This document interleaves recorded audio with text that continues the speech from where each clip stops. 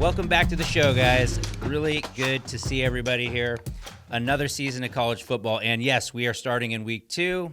There has been so much that has happened in college football. It's been a really, really exciting start to the season as far as I'm concerned. I want to start, though, with what our preseason playoff picks were that we were making back in February. Just to recap, so we had number 1, Georgia, number 2, Ohio State, number 3, Utah, number 4, Miami, number 5, Oregon, number 6, Texas, number 7, Alabama, number 8, Ole Miss, number 9, Notre Dame, number 10, Penn State, 11, we had Michigan in there, I think, in February when we swapped them out for USC late, and then Boise State at 12 with the champion, the Ohio State Buckeyes.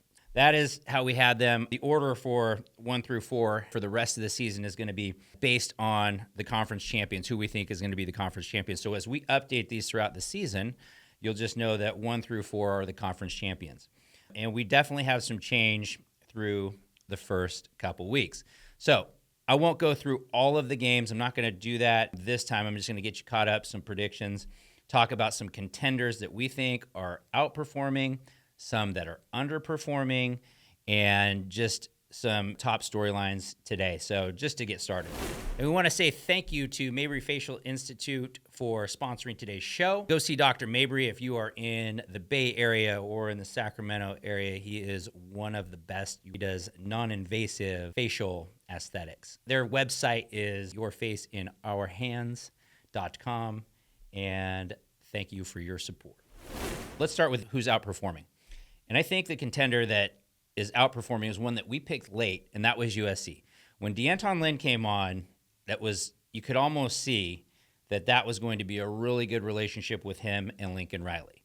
I think that the Trojans' defense has definitely outperformed. They looked the part. They played a good LSU team. Now, there's some questions about that LSU team, which I think we're going to find out more about in these coming weeks, of how good that LSU win really is, and, are we overhyping that win? Either way, it was still to watch this Trojans defense versus what they've been the last couple years and what they were to start the season right now. They start out with that really good win in Las Vegas, and then they shut out Utah State. Now, Utah State has had a mountain of trouble in the offseason, so I'm not sure. I will say this. The upgrade is undeniable. So if you're a USC fan, you have to be through the roof happy. Your defense is giving up 5.36 yards per play. Now, that's something to keep an eye on. But what they are is they're really stingy on third down. And they're not giving up scores. And they're tackling in space.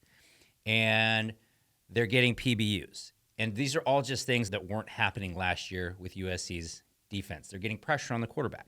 They're doing things that they just haven't done. And D'Anton Lynn gets the credit for this.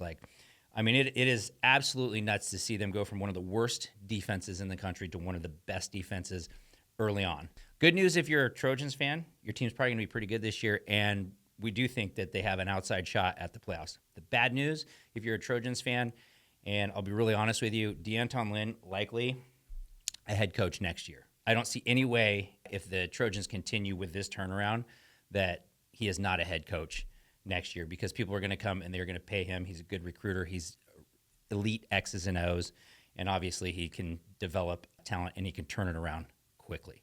So last year, the USC's problem's never been on the offensive side of the ball, always defense. So for USC, definitely by far and away for me, the number one outperformer. UNLV is the other team. They look like a legit playoff contender to me out of the Mountain West. Offensive is humming. Brennan Marion, just wow.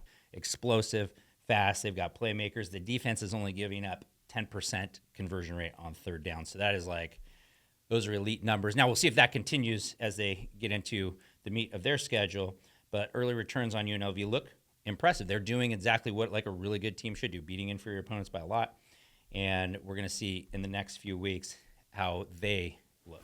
At Nebraska, now, Colorado isn't very good. I'm going to say that. We haven't thought they were good. We didn't like them last year. Don't like them this year. That's just the way that we see Colorado. I think you just have a culture of selfishness and me first, and that never works in a sport like football. It just never works. So, and I'm not trying to knock Dion. I'm just trying to call a spade a spade. The culture is in my opinion, toxically selfish, I think is the way that I would put that there at Colorado. And I think it starts with the head coach and it works its way down. There's just too many things going on there for me to think that they're going to be a good football team. Now, they've got a couple elite players on that team. Travis Hunter is probably one of my favorite players in all of college football. I think he's really, really good. He's going to be really good in the NFL. That being said, look at Matt Rule's Nebraska. Now, Matt Rule, again, turned around Baylor, turned around Temple, turned around Baylor, went to the NFL, didn't work out, but he, in college football, seems to know exactly what the recipe is for turning teams around quickly. And I'm seeing this gigantic step here again in year 2 with them. They are doing very Nebraska things right now. That is run the football and run it right up the middle on the interior line and also play a really physical defense. So that they looked like a Nebraska team of old. USC looked like a USC team of old, right? And so we'll see how those teams continue to do this season. Now, USC has that big matchup coming up, which we'll preview in the next show against Michigan, and I've got some thoughts on that one. All right, so some contenders underperforming. The obvious one's Oregon, okay? Dan Lanning, Will Stein, love them. Love those guys to death. They're great coaches, great people, but the early returns, I'm sure, aren't what they're expecting, and I think they have some time to fix it, but the interior offensive line has some glaring issues. And you mix that with a transfer quarterback. And this is what's really interesting to me about the transfer portal and getting a lot of key players. And then Oregon had, I think it was Matthew Bedford, who was the transfer from Indiana, who is set to start at guard, and he got injured. And so then they had to shift around the interior line. That throws off so many different things, changing centers and just all of the things that come with that. And you have a new quarterback, you've got new timing on everything. There's just a lot to learn. They have Dylan Gabriel, who looked really good at Oklahoma. He has looked good at times at Oregon so far in the first 2 games, but I can also tell that he's not playing, loose like we think he can. So I think the jury's still out on him. Maybe there's some issues with the protection. I don't know exactly what that is and what's happening right there, but he seems a little hesitant on some, and there's tons of negative plays happening. Now, the good news is that you can fix those. And I kind of wonder if it's like a transfer basketball team that you get that starts out slow, not very cohesive, and then gets better as the season goes on. And the good news about the playoff is that you got 12 teams in now, so it's not all or nothing on a loss. A loss doesn't necessarily take you out. 2 losses doesn't guarantee that you're out. Okay, so that's a good thing. I'm wondering, are the Ducks more like a UW team that was in a lot of games last year, tight games that they shouldn't have been? I realize they didn't blow out Idaho, and they didn't blow out Boise State.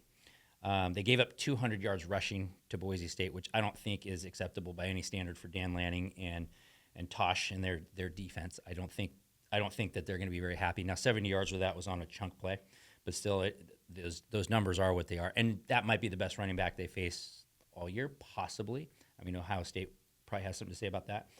But there are some legit concerns, I think, coming out of Eugene, the defense, the offensive side of the ball. There are definitely some bright spots, but the early returns are definitely underperforming expectations. Michigan. Texas took them behind the woodshed at their own home and beat the pants off them, apparently. That standoff was pretty epic, but that was probably the most intense part of that game. It was a one-sided Texas beatdown in Ann Arbor, and I think Michigan is in trouble. Now, Sherrone Moore, look at everything they lost. I think a lot of people would have a longer perspective on him, and I think that's probably what you're looking at. But, quarterback situation, definitely not anything close to what it was last year. Defensively, it's just not, this is not the same team, and I think it's time to curb the expectation on Michigan. Now, a win against USC next week would go a long ways to getting rid of the taste in their mouth from this Texas game, and I think they're going to need that. Notre Dame is the other one I would say that is underperforming, and I do that with a little hesitation. You watch that game, they hit on a play. The guy's right in the quarterback's face. He just throws a dart that's almost intercepted, then goes for a touchdown. There are just certain things in that game that you wonder, if you play that team again, would they hit on those plays again? And my answer is, not necessarily. So I wouldn't be too concerned. I mean, we've seen this happen before with Marcus Freeman losing games that you're just kind of head scratching. He's also one of my favorite head coaches. I think he's going to get them straight. They do need to find some continuity for sure on offense. Without a doubt, that needs to happen. They had a lot of people transfer out, a lot of new receivers, all that sort of stuff. So those are the things that can make a team start slow. And kind of the same things that you're seeing at Oregon, right? You're seeing a lot of these. If I look through these three teams and I say, like, what's common is a lot of this is on the offensive side of the ball. They're just replacing a lot, and so there's timing and everything. Oregon's is almost a whole entire concern from them comes on the offense. Now, giving up 200 yards to Boise State, I personally not so sure how I feel about that. Michigan's defense, to me, they were just playing. They were on the field the whole game, it felt like. So it's hard to say against a team like Texas. The offense couldn't move the ball, and so I would just say those three kind of have something in common, and that's some struggle on the offensive side. But we'll see who gets it figured out and who doesn't. Now, let's get on to the rankings for this week. So our updated through week 2 rankings, and we'll do this each week. So right now we've got Georgia from the SEC. They're the 1 seed from the SEC. I've got Ohio State 2 from the Big 10. 3, the auto bid from the Big 12 is Utah. 4 from the ACC is Miami. 5, USC. 6, Texas. 7, Alabama. 8, Ole Miss. 9, Tennessee. 10, we've got Penn State. 11, might surprise some people, UNLV. And at 12, I'm really teetering on this 12. I've got Oregon at 12. That could be Missouri. That could be Arizona. It could be Nebraska. It could be, it could be. And Boise State and UNLV, we'll see. They're going to have a chance to figure out who gets in from those two. But that's what we have right now for updated through week 2. Okay, some final thoughts. It's a long season. It's not how you start. It's how you finish. It'll be very interesting to see how these teams kind of juxtapose throughout the season. You're going to have big games. You're going to have injuries. You're going to have teams that just, for some reason, started really well and then don't. There's going to be so much change, I think. And I'm excited that it's 12 teams. I alluded to that earlier. But having a 12-team playoff, all of a sudden you have more teams fighting for these playoff spots and playing for everything, especially down the stretch. I think we're going to have an incredible November that's maybe more exciting than any November we've ever had in college football. That's what I'm thinking is going to happen. All right, for those of you that joined today, thank you for the first time. We'll see you on Thursday where we do our prediction show. Welcome back to all of you that were here last season and followed us throughout the season. If you have not subscribed yet, hit the subscribe button. Really appreciate it. Thanks for joining, and we will see you on